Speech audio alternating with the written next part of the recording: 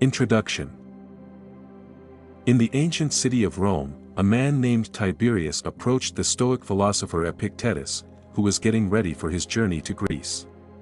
"Master Epictetus," he cried, "before you leave, please listen to me. I've lost everything. A fire destroyed my house, and all my belongings are gone. I'm ruined." Epictetus listened patiently, and then said, "Tiberius, you are grieving over things that were never truly yours." Tiberius looked confused and said, "What do you mean? I worked hard for many years to acquire those possessions. Of course they were mine." Epictetus shook his head and said, "Everything in this world is borrowed. Our homes, our possessions, our loved ones, and even our bodies are nothing more than temporary gifts we take care of until the assigner takes them away, which can happen at any moment. You're not entitled to any of these things. You're only entitled to what's yours, which are your opinions, attitude, pursuit, or whatever are your own actions and choices." For most people, it's difficult to accept that the things they feel entitled to have, or not have, are, in reality, not owed to them.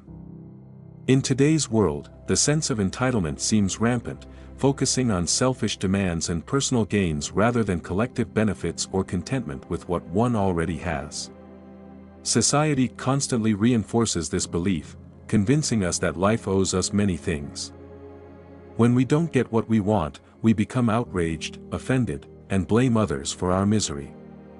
We can identify different forms of entitlement, like material entitlement, social entitlement, or legal entitlement. In all cases, we believe we deserve something, we have a right to have something. And if we don't get what we think we're entitled to, we feel wronged and mistreated. There are two main problems with entitlement. Firstly, it's logically flawed and delusional, based on individual beliefs, not reality. Secondly, because of its illusory nature, entitlement generates emotional turmoil. Even though we believe we deserve something, reality fails to deliver it, leading to perpetual dissatisfaction. It's essential to recognize that we can't have it all, and what we do have is most likely not ours to keep. We're not entitled to a picture-perfect partner who caters to our every whim, nor does the universe owe us an idealized, wealthy individual sweeping us off our feet every day. The same goes for wealth, status, fame, or privilege. This video is not about blaming and shaming those who experience entitlement. It's an understandable phenomenon, often a product of cultural influences and misguided societal messages. Fortunately, the ancient Stoics provide clarity with their logical and rational approach to existence, effectively debunking most, if not all, modern forms of entitlement. This video explores Stoic philosophy regarding entitlement, why, in many cases, we don't deserve what we want, and what we can do to reduce our sense of entitlement. Claim only what's rightfully yours. The Stoics, particularly Epictetus, remind us that our sense of entitlement often arises from a mistaken belief that we inherently deserve or possess things that, in reality, do not belong to us. In his Enchiridion, Epictetus advises us to recognize the true nature of the things we desire, rely on, or cherish deeply. For example, if we have a favorite ceramic cup, we should remind ourselves that it is merely one of many ceramic cups worldwide. Like all other objects, cups can break, be stolen, or be confiscated. Even if they endure, they will eventually decay and vanish. In every case, the nature of the cup is transient and uncertain, subject to the whims of fortune, not our desires. This perspective extends to our relationships as well. When expressing love to our spouse or children, Epictetus tells us to remember that we love human beings who are inherently impermanent and subject to the unpredictable nature of life. We don't own them, nor are we entitled to them. If we were, according to Stoic logic, they wouldn't be able to leave our side, but inevitably, they will. Furthermore, Epictetus emphasizes that we aren't entitled to specific qualities in others, such as virtuous parents or fair siblings. Instead, we should concentrate on our own conduct and attitudes towards them, ensuring that we uphold our moral compass, regardless of their actions. Responding to someone who complained of a bad father and an unjust brother, Epictetus remarked, "You object that you've got a bad father. Are you necessarily related to a good father? No, only to a father. Is your brother unfair to you? Don't dwell on his unfairness, but remember that he's your brother. Instead of analyzing what he does, analyze how you can keep your attitude calm." End quote. Similarly, if we feel entitled to specific reactions or treatments by people, we could decide not to dwell on the unfairness if we don't get what we believe we deserve but see how we can keep calm despite it. In essence, Stoic philosophy teaches us that we are only entitled to the things within our control. Feeling entitled to something not within our control is delusional, as they don't belong to us, so there's no ground for thinking that we deserve them in any way. So, when it comes to entitlement, the world not giving us what we believe we earn isn't the problem. The problem is believing we deserve something we don't. Yet, despite this logic, the sense of entitlement is widespread and seems to make many miserable. So, what can we do about it? The wealthy Roman senator. In ancient Rome, there lived a senator who grew up in a wealthy family and was quite successful in his life as a statesman and orator. He realized, however, that he was attached to his wealth and, like most of his family, he feared being poor. So, he decided to spend a couple of weeks eating nothing but lentil soup and bread, wearing the simplest of clothes and only drinking weak wine and vinegar water. Even though he dreaded his choice in the beginning, he quickly adapted to his new lifestyle and discovered it wasn't bad at all. In fact, he felt pretty good living in such simplicity, so he asked himself, "Is this what I used to fear?" The Stoic philosophers teach us that letting go of things that are not up to us is a powerful means to enhance our well-being. When we cling to material possessions, social status, or other external factors, we render ourselves vulnerable to the whims of fortune. Our happiness becomes dependent on having our desires and expectations met.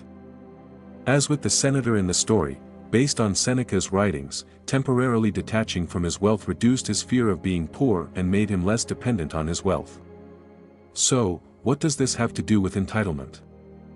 As feeling entitled is based on desire and aversion, it breeds discontent, as our happiness depends on receiving what we believe we deserve, or avoiding what we think we don't deserve.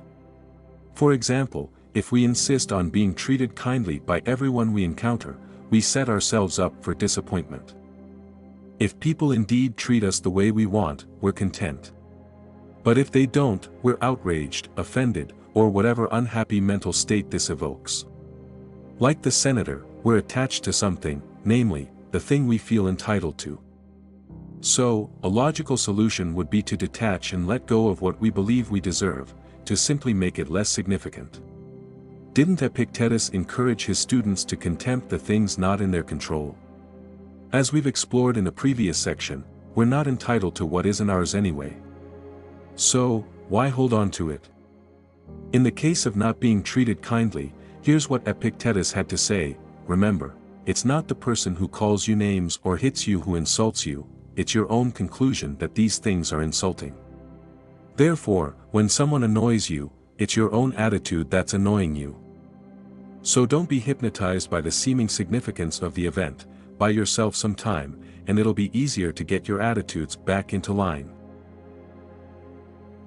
Reveling in the bare essentials. Entitled people often focus on things they don't have but think they should have and are deserving of. But because of their entitlement, they often lose sight of the fact that they were once blessed with the things they do have. If we feel entitled to be treated with respect by everyone we meet, for example, and are angry that some people don't respect us, then we might forget to rejoice in the people that do. Or if we feel entitled to have picture-perfect partners but are sad because we can't find them, then we may not appreciate the people that actually are into us but don't check all of the boxes. Through entitlement, we place conditions on life, which the universe is obliged to meet. And if these conditions aren't met, we feel we're treated unfairly, as if we don't deserve to be in the circumstances we're in. We don't deserve to be single. We don't deserve to be poor. But still, it's the way it is apparently, and often, despite our efforts to change the situation. But what if we stop focusing on the things we feel we're lacking and believe we deserve to have and, instead, focus on the things we do have? In addition to letting go of our attachments to the things we feel entitled to, as explored earlier, we could also cultivate an enjoyment of what we do have. Seneca wrote about this in his 18th moral letter to Lucilius, explaining that above the many fleeting pleasures we find in the world, there's the highest kind of pleasure, which is that one can derive pleasure from the simplest things, having reduced one's needs to such a small amount that it's almost impossible for fortune to snatch away what makes us happy. Hence, Seneca wrote, "Let us become intimate with poverty, so that fortune may not catch us off our guard. We shall be rich with all the more comfort, if we once learn how far poverty is from being a burden." End quote. If we're content with the minimum, do we need any privileges or special treatment? Sure, these may be nice, but we won't be unhappy if we don't have them. In fact, we may even, like Seneca, rejoice in the fact that to be happy and content, we don't need all those things that so many people around us feel entitled to. Let others be miserable that they don't have that wonderful romantic partner that they lay claim to, or be angry because they don't get treated how they demand to be treated by the world.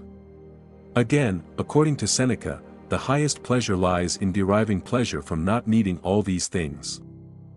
And, in the case of entitlement, all these things many claim to be worthy of. Instead, we may want to follow Epictetus' words of wisdom, saying, "Ask not that events should happen as you will, but let your will be that events should happen as they do, and you shall have peace." Branches of a single tree.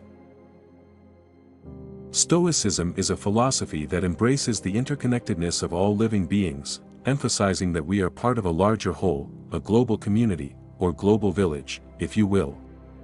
This idea is evident in the writings of Marcus Aurelius, who stated, "Keep reminding yourself of the way things are connected, of their relatedness. All things are implicated in one another and in sympathy with each other." End quote. The Stoics believed that humans, as rational beings, should strive to work in harmony with one another and with the natural order of the universe. This sense of interconnectedness is fundamentally at odds with entitlement, as entitlement is rooted in self-centeredness and the belief that we deserve special treatment or privileges, which can lead to a disregard for the needs and feelings of others. When we focus solely on ourselves and our desires, we create division and conflict, undermining the harmony within our global village. Contemplating our interconnectedness can help reduce entitlement by shifting our focus from our individual needs and wants to the greater good. When we recognize that we are part of a larger community and that our actions affect others, we become more inclined to take other people's well-being into account. In his 95th letter to Lucilius, Seneca wrote that we are all limbs of one great body.